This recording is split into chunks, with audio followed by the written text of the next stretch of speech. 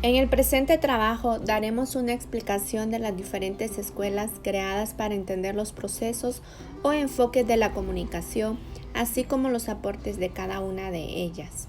La manera como los medios de comunicación masiva influyen en la audiencia, logrando persuadir a los mismos. Escuelas norteamericanas de la comunicación, conformada por los llamados padres de la comunicación. Fue la primera escuela en abordar este fenómeno como una disciplina científica. Mostraba a las sociedades del desarrollo de los medios.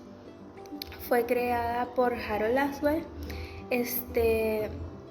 Algunas de estas escuelas son la Escuela de Chicago, que estudia las dinámicas que se manifiestan en la sociedad. La corriente escuela Mass Communication Research, que era una corriente del siglo XX y se dedicaba a analizar los efectos sociales, culturales de los medios. La Universidad de Columbia y la corriente teoría de los usos y gratificaciones, que era como un acercamiento a entender el por qué las personas activamente buscamos contenido en los medios para satisfacer nuestras necesidades. Laswell decía: la persona que habla, el discurso que pronuncia y la persona que escucha, o sea, esto hace referencia al emisor, mensaje y receptor. A partir de esto, varias figuras estadounidenses comenzaron a desarrollar sus propios conceptos, tales como Harold Laswell. Su esencia se encontraba en las siguientes interrogantes: ¿quién dice qué? ¿A quién? ¿Por qué canal? ¿Y con qué efecto? También tenemos a Paul Lazarsfeld, que era el principal exponente que desarrolló la teoría de efectos limitados. Tenemos a Wilbur Schramm, que propone 7 módulos que explican los procesos comunicativos. También está David Berlow, que explica principalmente cómo funciona el proceso de comunicación masiva y cómo recibe la audiencia estos mensajes. La Escuela de Chicago es la primera escuela de la comunicación, la cual se crea en 1933. Esto surgió porque el Estado le interesaba conocer los efectos de la comunicación que tenían cuando lanzaban una imagen y debían incluir a todos los grupos sociales. También está el contexto social, que es cuando integran a la migración para formar parte de la sociedad. También crece la población y la interculturalidad.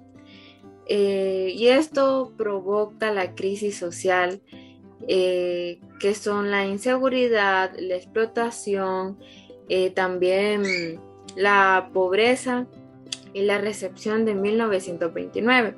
También esto fue llevado por una investigación social hecha de la Universidad de Chicago. Tanto la Escuela de Chicago como la Escuela Alemana, en definición, hacen un gran pieza, que son la Mass Communication Research, que esto es para el interés de las personas que forman parte de los medios de comunicación. La Mass Communication Research fue desarrollada como un análisis a la cultura de la comunicación, en la que la sociología, la política y la psicología se trataron de sincronizar entre sí. Cabe mencionar que en sus inicios, sus investigadores se dedicaron a estudiar y analizar los principales componentes del proceso de comunicación predominante de Laswell, que era mensaje, emisor, mensaje, receptor, canal y los efectos que producía. La Mass Communication Research desarrolló una especialización en 3 campos específicos, que eran la esfera política, la esfera moral o cultural y la esfera comercial. Se puede decir que la Mass Communication Research nació como una aclaración a la acción de los sistemas de comunicación colectivos y se convirtió en una ideología justificadora para la sociedad de consumo. Escuela de Columbia. Los estudios de esta escuela se centran prácticamente en los efectos de la propaganda, la persuasión, la opinión pública, los usos y efectos de la comunicación. La teoría de los usos y gratificaciones. Los teóricos de esta corriente dicen que los medios masivos de comunicación satisfacen algunas de las necesidades de la audiencia, por ejemplo, cognitivos, estéticos, de evasión o las integradoras.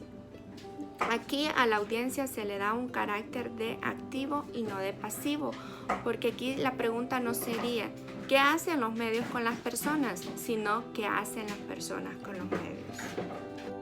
La escuela europea. Esta escuela se centra esencialmente en la Alemania pre-nazi y se destacan algunas corrientes del pensamiento en torno a la materia de la comunicación. Es aquí donde surge la Escuela de Frankfurt, o más conocida como teoría crítica.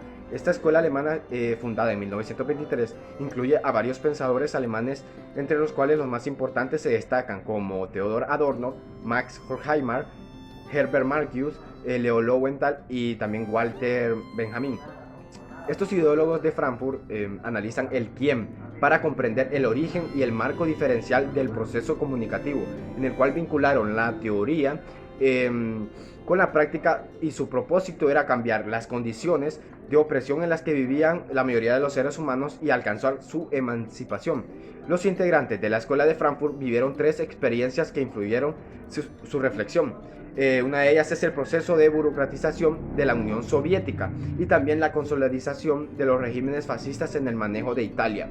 La potencia y también, como por último, la potencia integradora del capitalismo en la sociedad del consumo.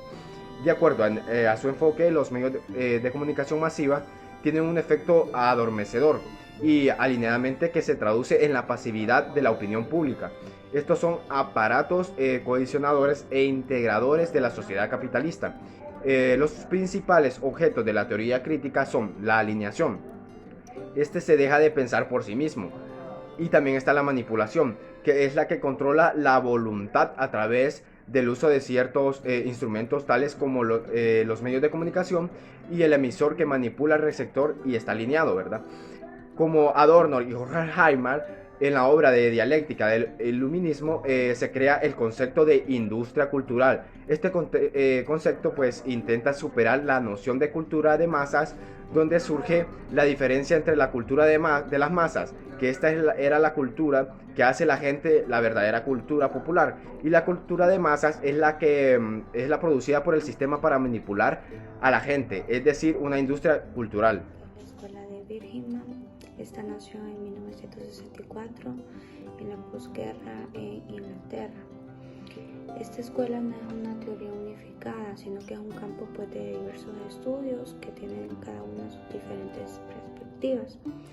Y sus estudios en sí se basan en entender y explicar en cómo se articulan las clases sociales y la práctica cultural en la sociedad.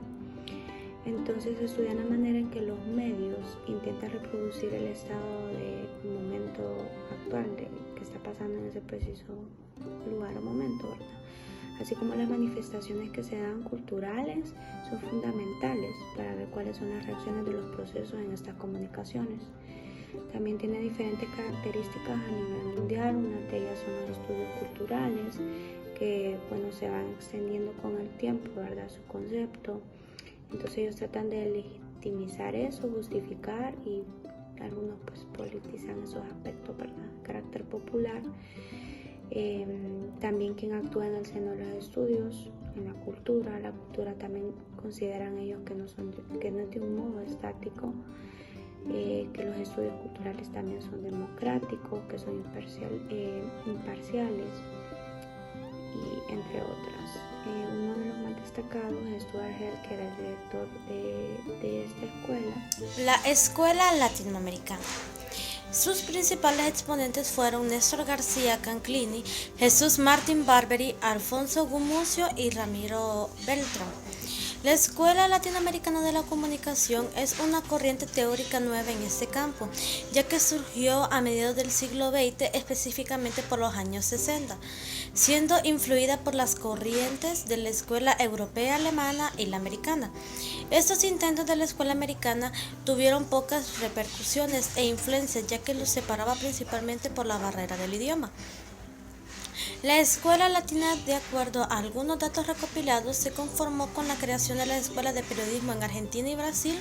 De tal forma, los avances de estudios de periodismo influenciaron más en esta corriente que en otras disciplinas, como la lingüística, la sociología, que han sido determinantes para otras corrientes de estudio. Finalmente podemos concluir que con los estudios de los aportes realizados por las escuelas podemos entender el gran poder persuasivo que los medios de comunicación masivo tienen y que ejercen influencia de una manera directa o indirecta sobre las audiencias. Muchas gracias.